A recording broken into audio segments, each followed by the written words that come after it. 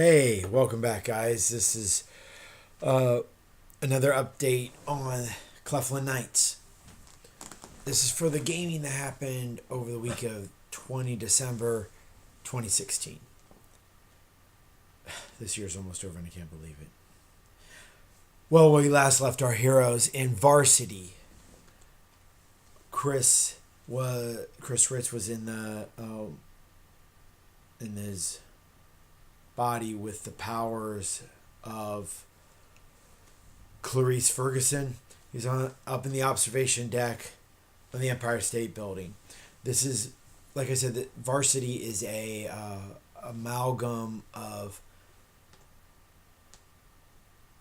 New York and Gotham from Marvel and DC. This is for adventuring. And these switch powers type characters are what they're using in this world. Well, Chris is up there, as well as Christopher Lord lands up there. He has the body of I want to keep wanting to say Eric Lensher, but Max Eisenhart or whatever. He has Joel's powers, and Joel had knocked him unconscious. Christopher Lord, who's Joel, has Martians, the Martian power set, Megan Morse's power set. So, anyways, he has him knocked out mentally so that Max can't do anything, and they both realize that Alex is gone. Alex, last episode, if we will, teleported back to the Dharma facility, back into their birthing chamber, and in which he loses all the other powers because he has Hope Spaulding's powers and keeps him from, when he's that far a distance away, was not able to have any more of the mutant's powers. He thinks he would be able to hold on to him longer, but it fuels the story that they go away right away. And plus, he's only got him for just a few minutes. I mean, hours, even if. So, Chris uses Clarice's teleportation and teleports back to the birthing chamber, if you will.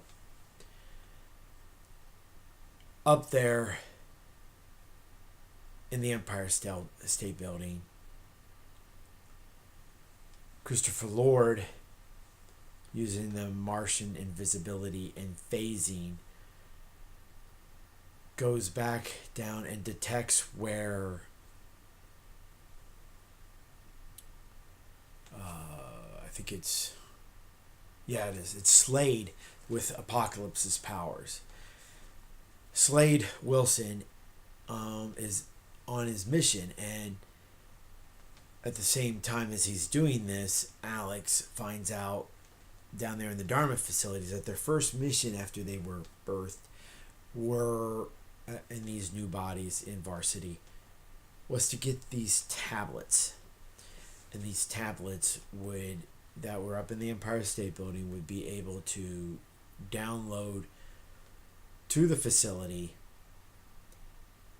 or upgrade their bodies to be able to switch their powers through other people on their teams. And they didn't even know that because they left so quickly from the Dharma facility. I'm trying not to say a lot, and it's causing me to slow down, and I try, whatever, I just need to keep moving. So, when he finds that out, he opens up that mental link with Martian Christopher Lord, who realizes, okay, I need to get this tablet before Slade does. But Slade does get it already and then escapes with the help of Darkseid, who's in Shazam form, which would be crazy to imagine. But that's what's going on. So Darkseid and Slade fly back to the Dharma facility. They know where they're going. They leave Max's body behind. Well, Christopher Lord goes back, gets Max, and then also heads to the Dharma facility. Meanwhile, down there, Chris Ritz and Alex are trying to deal with the fact that, hey, Slade and Darkseid are down here. But Slade and Darkseid try to hurt, well, mostly, I got text. Well, Slade and Darkseid, mostly Slade, tries to attack Alex and Chris and can't. Apparently, when they're in the birthing area, I want to call it birthing, but there's got to be a better name for this launch room or beginning space that they use. Anyways, they when Slade attacks, that it doesn't do any damage to them. Mentally, he does these telepathic attacks that Apocalypse has telepathy, even though we didn't see it a lot in the early comics. But nonetheless, he has it. And Slade can't hurt him. So it's Chris Ritz that first to really figure that, hey, you can't hurt him. But Alex is teleporting down to try to attack them in the passageways. And he gets taken down when he's out in the passageways in this underground Dharma chamber. Chris Ritz keeps going back to the birthing area. And they also realize that if they go back inside their original tubes that they were birthed or cloned from or whatever, that they can heal. And so he is going back and to use that for healing each time he gets hurt. Well, anyways,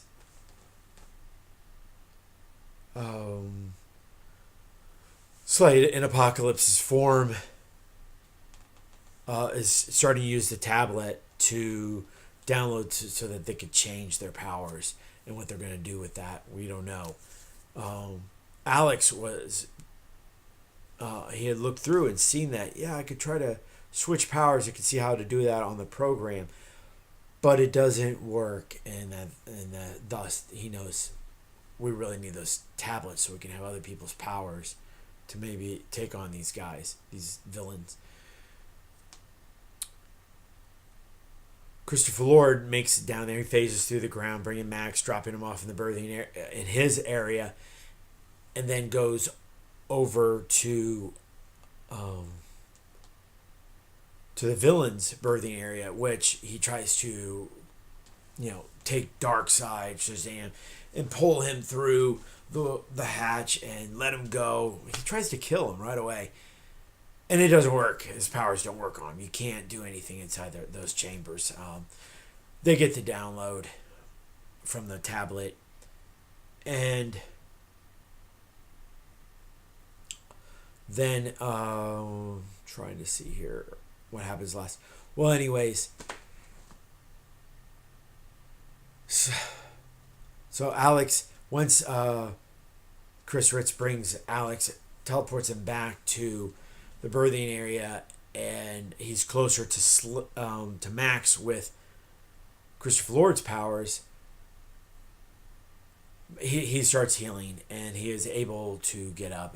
Max is starting to get up, and they try to defeat Max by teleporting him into one of the tubes and putting the air on him and maybe knocking him out. But when he teleports him with using the blink power, it tears up his body, and the blink teleportation in the very beginning, she couldn't teleport with people, even though in the comics it kind of like destroy the character, and then we see her only in Age of Apocalypse, where she's been using the powers for a long time. But you can go to Comics Explained if you want more information on Blink and other characters. If you want more information from my game, post comments below. Next, so Max, with Joel's powers, is in the tube, and he's full of blood. The tube. Alex pops back out, going, "Oh my gosh!" Basically, almost killing Max. He's gonna be really pissed, and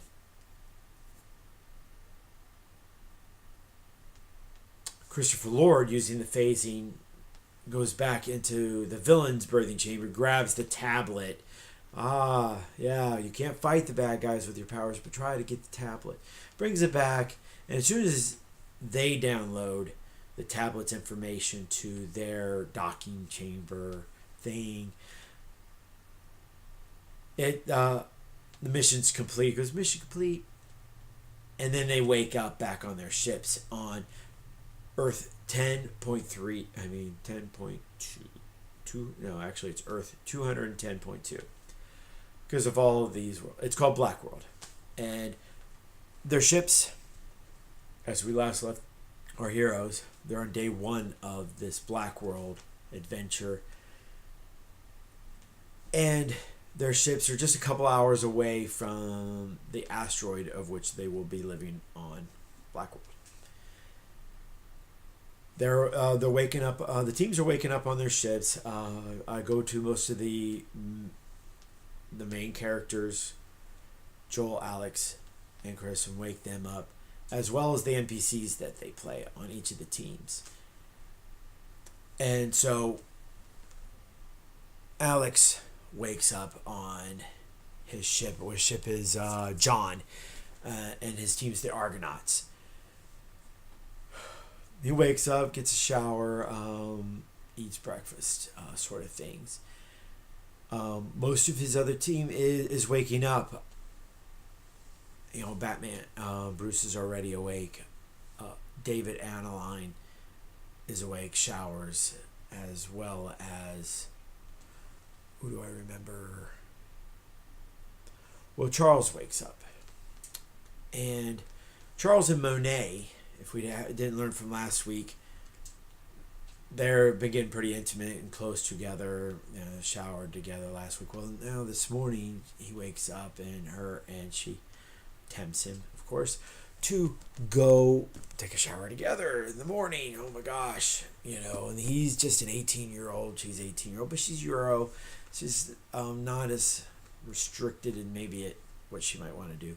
Well, anyway, she takes him in the bath, the bunk room shower area, and they get a little intimate. Well, the unfortunate thing, which Alex doesn't realize when he created his team, he's got Hope, David, Charles, Tessa, and Monet all have telepathy. So their minds are almost always connected. Hope's got telepathy because she copies the other mutants in the area, which most of these telepaths are mutants. She copies their telepathy. And David doesn't really have telepathy, but he knows what everybody is thinking, knows all of their experiences. Combined, everybody's going through the same thing that Charles and Monet is going through, and it causes great flux amongst the people on the ship. Hope has to even confront Alex that she is driving her crazy, this 18-year-old girl dealing with the intimacy that they're feeling, and she pushes, if you will, Alex in his bedroom to go further. It's because she doesn't want to hold back. She's just like, well, I'm stuck here on this thing. And Alex had recently told her and David that they may not just be here for 2 weeks in Black World. They may be here for 20 years, or at least a version of them, causing her to really think, I'm going to be here for 20 years? We're all here to hook up and have kids or something like that? This is some plan of Wanda's? Yep, that's part of the deal. So that Galactus wouldn't destroy the world. On this world, anyways. So that leads to them getting very close, but as Charles finishes his little intimacy section with Monet, Hope does as well, and then Alex doesn't have to go through this with her yet, but they've gotten incredibly closer, and they know where they're at. Their team is almost all of the teams have Batman and Mindy, or the clan now. Their clans, I should call it the Argonaut clan, because that's what they are in Black World. Okay, well, we go over to the Stars clan, and that's Chris's team Stars. Wally West is one of the first to wake up with, and Chris is aware of that, mentally reaching out. Wally West, of course, has to eat all the time, keeping his calorie intake up. Peter Parker also is known to wake up, as well as Kamala doing her Muslim stuff that she has to do first thing in the morning. I think they do. Maybe I need to learn more about that. Anyways, what are we looking at? 15 minutes. Okay. And the Megadon clan. This will be the second Megadon clan. With Christopher Lord this time instead of Marcus. And his team also is starting to wake up. Mostly Calvin Rankin and Sam Guthrie from late night, kind of having some drinks. And they're talking with Christopher Lord about, hey, we're going to be at this asteroid soon. Not near the issues that the Argonaut clan is going through with all those mentally or linked characters. These guys, well, the Stars clan is mostly all teenagers, so. But on the Megadon clan, Christopher Lord does get a little bit more time talking to Megan Morse and getting a little closer to her, which is fine with him. This is maybe who he wants to settle with for the next couple of weeks, develop a relationship with. And they talk about a lot of things that they want to do over the next year. And so it's a little role play back and forth.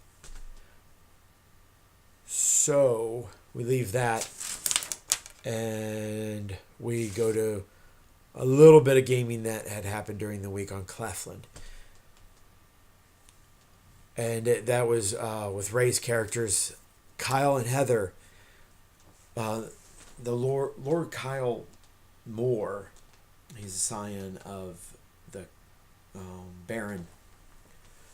Him and his sister Heather are leaving Uther's villa and following back the aqueduct, heading back to Camelot. They know that they need to get the aqueduct fixed. And the Baron's brother, we also gamed, or the Baron's brother, Andrew, he's still dealing with the dock workers in Marrakesh. He wants to get an SRF facility, ship repair facility, to fix these floating ships, to do more with them. And that's most of the gaming that happened last week. Because when Frank showed up last week, we decided to play Magic, and I believe that Frank won the first game, and then Chris won the second game of Magic. I didn't win either of them. Got close in the last one, but didn't get to. So, hey guys, if you like my videos and you can withstand all the subscribe. And I don't know why my friends haven't subscribed yet, but hopefully they will. And if you want to hear any other content, make some comments below. I think Ray made a comment. Maybe I'll make a video for something that has to do with what he commented. So, see you next week.